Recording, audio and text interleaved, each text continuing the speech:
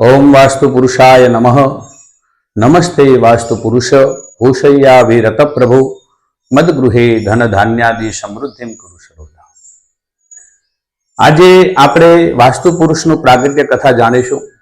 પૌરાણિક કથા છે। ભગવાન શિવ અને અંધકાસુર જોડે ભયંકર યુદ્ધ થયું।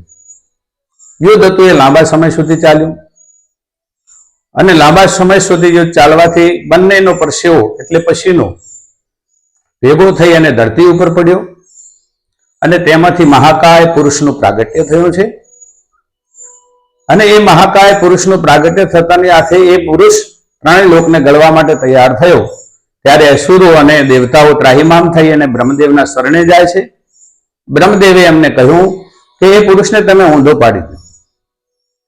અને જ્યારે દેવતાઓ અને અસુરો મળી અને એ પુરુષને ઊંધો પાડી દેવામાં આવ્યો અને તેના ઉપર બધા દેવતાઓ ચડી બેઠા એટલે બેસી ગયા છે ત્યારે બ્રહ્મદેવે તે પુરુષનું નામ વાસ્તુ પુરુષ આપ્યું છે।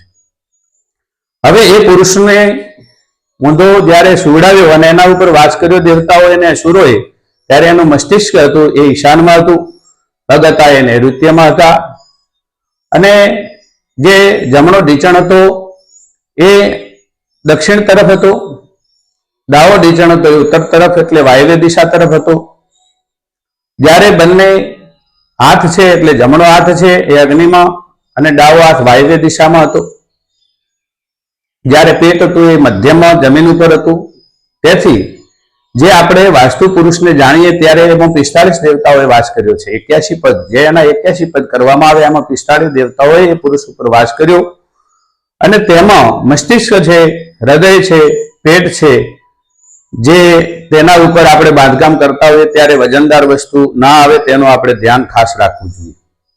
45 દેવતાઓ દ્વારા તેના ઉપર વાસ થયો જેમાં બ્રહ્મા, વિષ્ણુ, મહેશ, 10 દિક્પાલ, અસુર કુલ મળી 45 દેવતાઓની પ્રસન્નતા એ જ સુખ, શાંતિ, વૈભવ અને આરોગ્યની પ્રાપ્તિ માટે આપણે વેદમાતા ગાયત્રીને પ્રાર્થના કરીએ।